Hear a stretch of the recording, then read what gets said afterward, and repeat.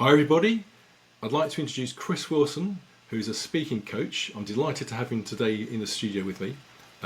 Chris has got some huge experience which I'm sure he's going to share with you during the interview. So Chris, I'd like to fire off the interview by asking you, what got you into coaching on speaking? Well, it's something I really enjoy, first of all. And when I was working in a telemarketing agency, we used to find that business owners would get lots of opportunities. And then as they got those appointments or those meetings, for some reason, they would fail to then actually close the sale. And that got me curious as to, well, what's going on there? What are you saying? How are you structuring the questions? And it became clear that perhaps the conversations were very much one way and not two way. And it told me that there was an art there about how to ask good questions, how to listen, and then how to respond. And that got me to give advice, but advice isn't always fully formed without professional accreditation. And then I got my professional accreditation on how to be a professional coach. That was kind of the first clues that I had as to why I wanted to coach people on the art of using this. I find this so interesting because speaking, it's one of those subjects that, for myself, I've got very interested in, and it has so many dimensions to it because, things like there are sayings that it's not what you say, it's how you say it that counts. So it could be it's a bit like if I go back to school and we had some teachers who were very monotonous, and although they had good content, they were very boring to listening to, and the audience were kind of nodding off. And then you get the same guys, very dynamic, amazing content, and they articulate their voice more. They use a lot of body language, a lot of gesturing, far more engaging, far more entertaining to both listen to and watch while they're delivering their content. So there's those aspects, but also, as you say, the what you say part, actually positive listening and echoing back to people what they've told you, so that they know they've been heard properly. So speaking is one of those subjects that's very deep and it runs on so many different levels. So yeah, a good speaker, I think, is somebody that leaves the audience with a feeling of perhaps emotion, or a feeling of momentum, or just a feeling that there's a call to action, that the speaker has sparked something in them to do. Or if it's a leadership presentation or speech, there's clarity of message. Perhaps it's a negative message that we need to pull in the strings and we need to tighten our belts because we're facing into a difficult storm. Or there's an opportunity here that is ripe and we just need to go out there and conquer every single opportunity. But it's the leader's ability to connect with the audience and make them want to do something by invoking a feeling in them that makes them have passion or vision, or even just to start when they were perhaps feeling stifled or intimidated. Well, that's definitely true, and I think in the world of business, being able to tap into people's emotions is very powerful, because I think we all recognise that people supposedly buy with emotion and then justify with logic later on. And if we look at people like the late great Steve Jobs, I remember reading somewhere that apparently he would practice presentations for days and days and days to get the walking around on stage right, the body language right. And of course, watching him is a real pleasure. He's very, very engaging to watch. He's very compelling. And if we actually sort of look at the different people we've observed speaking, we can see people that are perhaps a little bit dull and easy to forget. And then you see other people where we think, wow, that was an amazing speech. And people like presidents and so forth. So yeah, it's very, very powerful, isn't it? Yeah, Steve was a great example, and obviously I'd never met him, but I've heard a couple of stories. First of all, he gave people something that they didn't know they needed yet, and that was his own clarity of conviction of what he thought was powerful.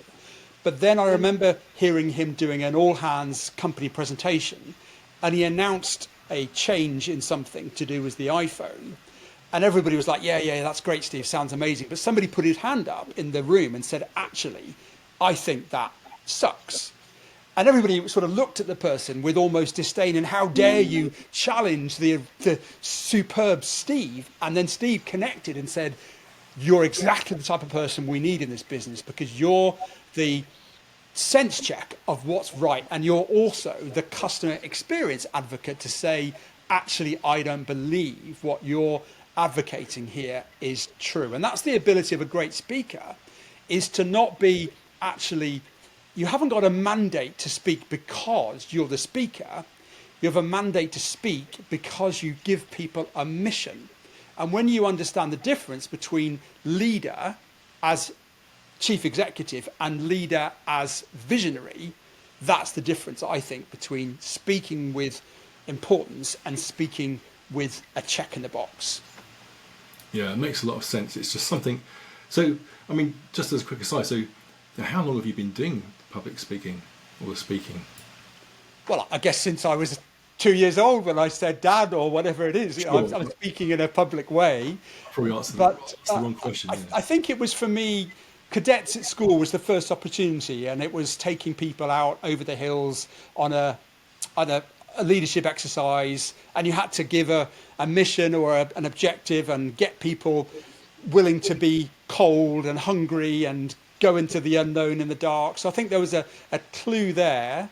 And then it really all the way through, I then became a hotelier, and we had some really big chances to take new brands.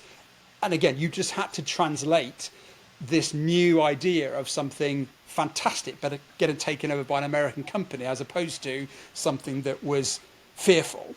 So I've always been interested in the power of voice, but more over the last 3 or 4 years, I've gone a lot more deep on it in terms of understanding the mechanics of how to construct a speech, what are the key components, how to speak on camera virtually, which is different to speaking in a room. And I've really just read and listened and watched a lot more content on how to be, hopefully, an encouraging, empowering speaker. Yeah.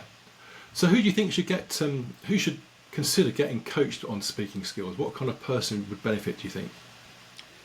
Well, the worst answer to that is anybody. But technically speaking, you could be. I had a contact who, the first time his daughter was born, literally the first fear in his head was, I'm going to have to now give a father of the bride speech. And it could be somebody that has been saddled with some trauma of the past of perhaps speaking at school, and then the teacher admonished them or made them feel a bit silly, and that trauma is now sitting within them. It could be that person that wants to get over that. It could be somebody transitioning from a career and they've never done an interview for perhaps 10, 15 years, and they want to get more ability to answer questions with a framework. Or my favourite are the people that don't like to sell, actually, which is often therapists, coaches, because they love to give service. They're generally people-pleasing people. But when they actually have to get mechanics of leveraging content for time and money for time, they almost let people go. And I really want to get into the mechanics of that sales funnel, using speaking to try to not leverage people with buyer's remorse, but feeling though, by serving these people now with coaching, therapy, whatever it might be, we're going to help fix them quicker than by leaving them on their own. I can very much relate to that myself, having, as I mentioned before, having worked with therapists and counsellors myself. They love to help people, but they don't seem to think like business people. They don't seem to like, when it comes to talking about money, it's kind of a bit of a vulgar subject for them, which is a bit of a shame, isn't it? But there we go. So Chris, what is your most popular programme and why? I think it would be my 8-week Speak and Serve programme. And that takes people through a number of different programs each week on different subject matters. And the reason I love it so much is because it's not just me, it's also a group of others that you're working through the programs on. Yeah. And I really believe that people like to work in tribes, particularly now we're working singularly, often at home on our own. When you're going to a program each week and there's 6, 7 other people there, they become your cheerleaders or your accountability partners. And sometimes that from that program, I've actually seen people connect and then have lots of other continuing business discussions that they would have never have happened.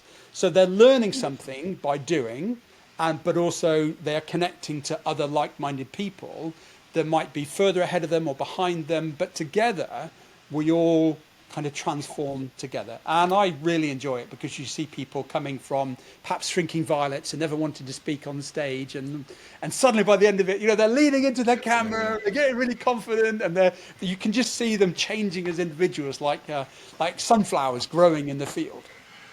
I think that's a great analogy, isn't it? Because I know myself from being in a community of other people that are on the same kind of journey. They can be supporting each other, having conversations, giving each other feedback on if they're doing like a presentation, they can give each other feedback and share the same problems. I think it's very encouraging. So the whole community environment is very powerful, and I think I can see why that works very well. And as you say, there are probably people that, even if they're ahead or behind, they can sort of pull each other up and work together to each other's benefit. And ultimately, everything that we do online, there's always a little bit of a networking opportunity there, as you say, so that people can fire off and end up doing some collaboration together, which is brilliant. And I love just hearing stories. You go from one week to the next, and the first part of the check-in is always what's been going on, what are the highs and lows of last week. And some people say, well, something happened at home, and therefore I've not managed to do the things that I could have done. And others just say, yeah, that happened to me as well. And it almost gives permission, not permission to fail, but just permission to be human. But also some people suddenly find their sweet spot and they're charging ahead, and other people are going, hang on a minute, how have you done that? And they're almost clambering on to find out what the secret sauce was there. Yeah. And that's the beauty of, I think, of human connection, being able to show others, not in an arrogant, whoa, big as me kind of thing, but just giving people motivation to say, I've done it, now why can't you? Absolutely. That's so powerful, isn't it? Because when people start off in the same kind of position, and then suddenly someone finally, they've been working away at it for some time, they suddenly get some success, to be able to share that with their peer group, it's very inspirational, because they think, well, they've actually seen someone's journey, they've worked with them, they've had the meetings from week to week, and to finally see them break through and succeed, maybe they get their first sale or a series of sales, that's very empowering, isn't it? Because they think, well, I know this person, I know what they're doing, and it can kind of help to lift you up. And also on the flip side, I think, as you were saying, when people have a week that didn't go so well, they had a few, I don't like the word failure, but a few lessons. When you can share those lessons with your peer group, it's so supportive to be uplifted through some comments and stuff, rather than being on your own and think that you've failed. So that's a really good thing to do. Yeah. So what advice would you give to anybody who likes to hide behind emails and is anxious about speaking or being on camera? What sort of advice would you give to someone like that? Well, remember when you learned how to ride a bike, perhaps as a 2 or 3 year old, did you read a book and then try to get on the book based on the fact that it said, hold the handlebars, put your leg over the saddle, and now sit, and now put your right foot on the pedal? It didn't work like that, and that's not how we learn. And you can receive an email, but the email can be deleted, the email can be misconstrued, it can be not delivered in the way that's intended. I'm sure we've all received messages that have triggered us, and it wasn't at all what was intended, but perhaps you've just had a bad morning and that email has just come in your inbox and you've reacted to it. Speaking is a two-way sport, and even if I say something that perhaps has caused a certain amount of frustration, alienation, or even discrimination, there is an opportunity to speak back and challenge or get understanding for me, just to say, oh my goodness, I am genuinely so sorry. And we can dissipate all of that angst and emotion and hopefully leave the call. And that's the second thing I love about speaking, is that we can compel an action, whereas in email, we're giving all the responsibility on the recipient to take action. Whereas in a speaking format, I can ask the question, where do we go from here? I've got my diary open at 2 o'clock next Tuesday. How does that work for you? Or I've got 4 o'clock on Thursday. Which one works for you? And it's not coercion, but it's giving the ability to keep that baton in your hand and keep control of the process. Whereas a written dialogue literally gives all the power to the recipient, and you've lost control of it. So that's why I think speaking is so important. And naturally, as humans, we communicate best with a verbal and a direct interface. It's going way back to our primitive world of working. Yep. That's how we communicated at our best. We didn't communicate by written messaging, and I still believe that the best way to communicate is to do voice and in person, either in person on digital or in person in the room, which is why I also love talking to you about webinars, because that ticks those boxes. No, I couldn't agree more, Chris, because I think we have this amazing technology now, and we have a very modern society, and people rely on texts and emails and WhatsApp messages and so forth. And whilst they're very convenient, they're the whole context of human communication is just completely steamrolling, isn't it? We've lost all of that, and they have their place, but conversations, body language, intonation, as you said, an email, people can misread the email or misread the meaning behind it. There's no context, and the way that they read it will depend on what mood they come into the day with. And as you say, we have ears and we have a mouth, and we've been using that for thousands and thousands and thousands of years. That's the way human beings are designed to communicate. And I, for one, get so frustrated with people who insist on messaging. And it's ping pong, isn't it? Like a simple conversation can span multiple days, whereas a simple phone call, you can bottom out a particular thing in a couple of minutes. Yeah. Just and diffuse an argument. But also, I think with the advent of AI, we're getting really good on creating the marketing or the copy or the ideas because it's generating from an AI platform. Yeah. But then if you sit in front of the prospect or the customer and everything has been generated through AI, and then they say, hey, tell me about that model you talked about on your LinkedIn post associated with the Cartman triangle or whatever it might be. And then you go, well, actually, we're actually losing the ability to communicate because we've lost the creative thought of how we generated ideas. So that's the other conundrum. AI is fantastic, but if AI is building you up to be something you're not, and then when you get in that room, you're actually less than the expectation you've created, that's not a great outcome. Absolutely. And I think also the thing about, and even here, on the video call that we're having now, there's a certain amount of energy that gets conveyed that we can pick up on, and it comes across in the tone of somebody's voice, their body language, and when you're in person with somebody, that you can feel the whole energy of the conversation, and there's no amount of emailing or texting that will ever have anything like that. And a bit like motivational speaking, you were talking about earlier, the cadets. I see this in the forces because we know that people, when they're motivated with someone who's got the power of a powerful, energetic speech, it can really affect our physiology and make us get up and do something. And that's powerful. And again, in marketing, we want to be able to do that. We want to be able to compel people to take the action that we want them to be able to take. Maybe making a purchase, maybe booking that call. And there's nothing more powerful than doing that in person. A video, a webinar, the kind of interaction that we're having now is very good at that. Written copy on a landing page is powerful, but it's never going to have the same effect as an in-person call like we're having now. Well, I believe that, and I'm glad you agree too, because otherwise we're really in trouble, Paul. Absolutely. So, Chris, what's the best way for someone to get in touch with you if they'd like to follow up with you and maybe take one of your courses? Well, you can find me on LinkedIn. It's a really big place that I do a lot of content. My website is speaktoservandsell.com or .co.uk. You'll find it either way.